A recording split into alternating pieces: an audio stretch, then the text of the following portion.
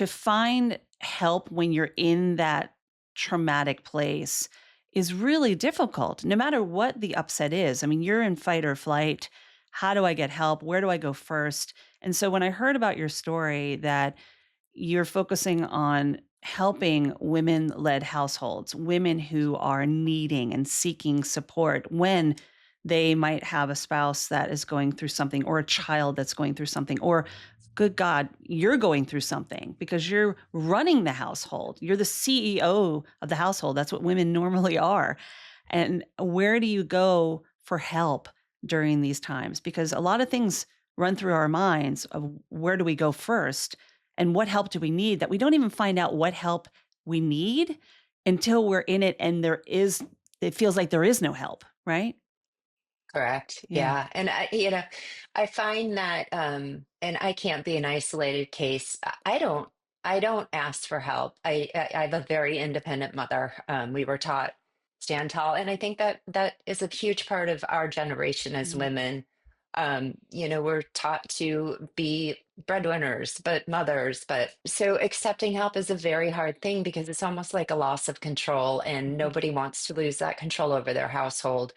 So when people would ask, what can I help you with? That was almost more stressful than not having help because even the thought of me sitting around and going, I don't know, like I can't even tell you what I need because I don't even know what I need Mm. because it would, shift so quickly that, I will say that, and this is part of the thought behind my charity too, is that you don't know what you need, and but other people do.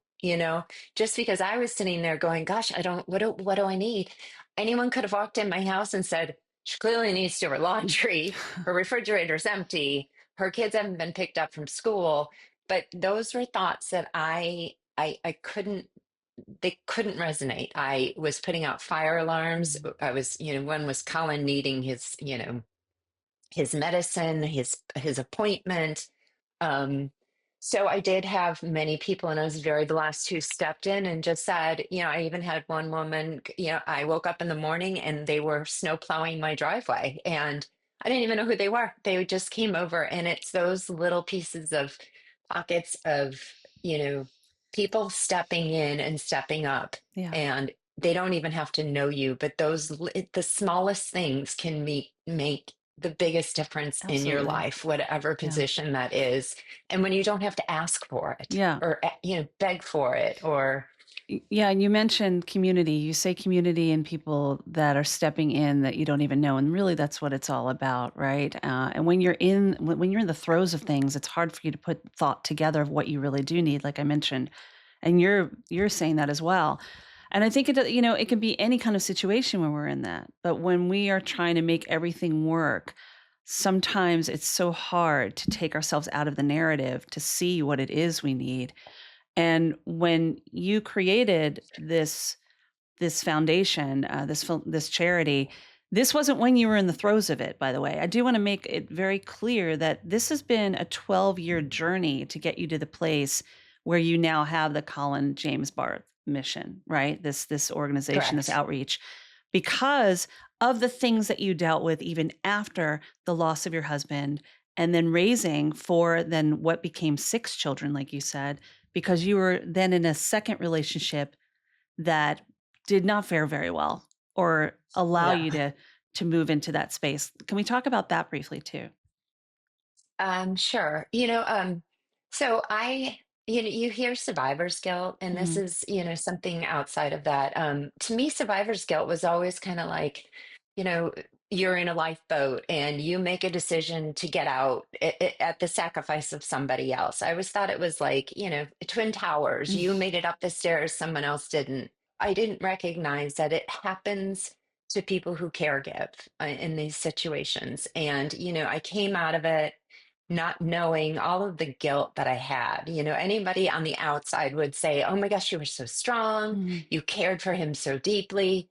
But there were things that you say to yourself in your inside voice, wishing him gone, Mhm. wishing that he wasn't around anymore, saying, he wanted to go for treatment. And I was lying to him because he didn't have the wherewithal to be able to even reason why we weren't. But I I had to lie to him, and he Mm, was my best friend, and I had to lie to him continually.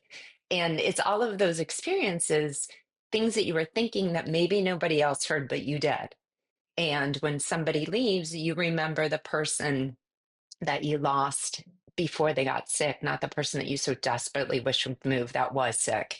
So all of those feelings, you just kind of pick them up, you shelf them, you move along. And if you don't unpack them, you end up in situations like I did with my second marriage. And I settled for somebody who treated me very badly. And I think, unpacking all of that, I had so much guilt and shame in my inside voice in not being able to save someone who looked to me to save them, that I thought I deserved what I got. I mm. just thought, that I wasn't a good person. If people knew what I was thinking, if people knew that I lied to my husband, when he was in his final moments, I took that very personally, and I could not let go of that. And instead of having somebody there to talk to me, the shame was eating away at me, and drove me into further shame, because then I married somebody who took advantage of it, saw my weaknesses, used them against me.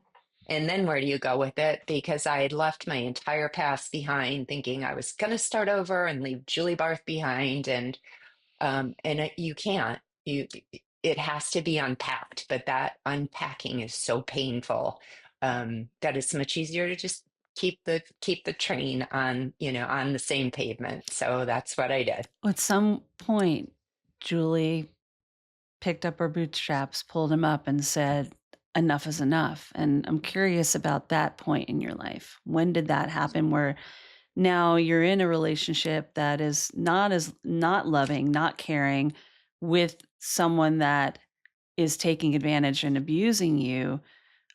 How did you walk away from that? Because as someone who deals with a lot of narcissistic abusive relationships in the work that I do, and even going through it myself, by the way, it's very hard to see it when you're in it.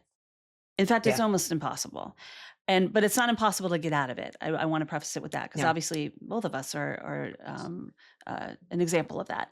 But it's hard to see it when you're in it, especially when you are beat down. And so, how did you move forward and remove yourself from that situation and build yourself back up?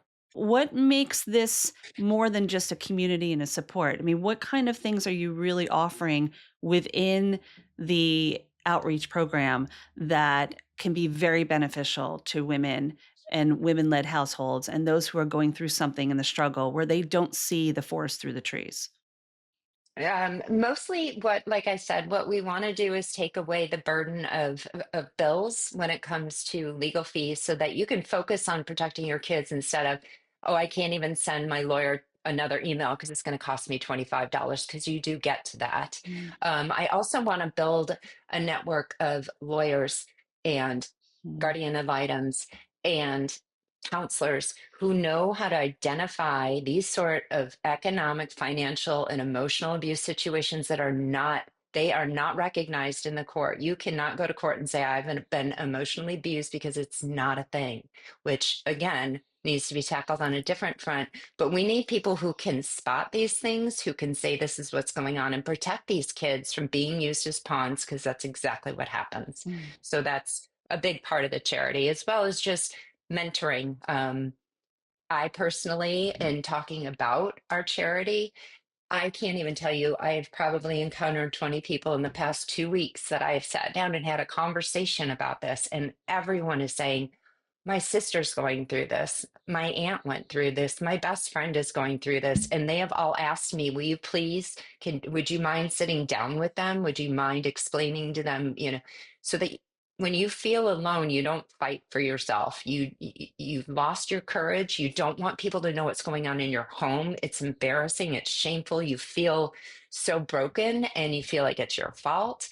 I want this charity not only to be a monetary resource, but to be a source to lift women up, and let them know that it is not on them, because they were kind and they cared and they loved and they tried and continue to try. That does not make you a weak person. It doesn't make you crazy. It doesn't make you anything but a person who's highly empathetic and cares greatly for everyone. But at a certain point, you've got to care for yourself. And that's really the strength right there, is realizing when you need help and asking for help. That's the biggest batch of courage right there, is It saying, you know is. what, I can't do it all myself. And look, I hear this a lot, a lot. And I think the first step to any change has to be an awareness that a change needs to happen.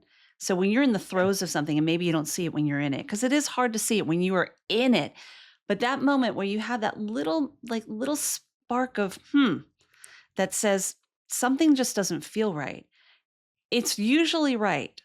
And it's usually that higher self, that GPS system that we have internally saying, I'm going against the resistance of something, and maybe I need to just take a step back.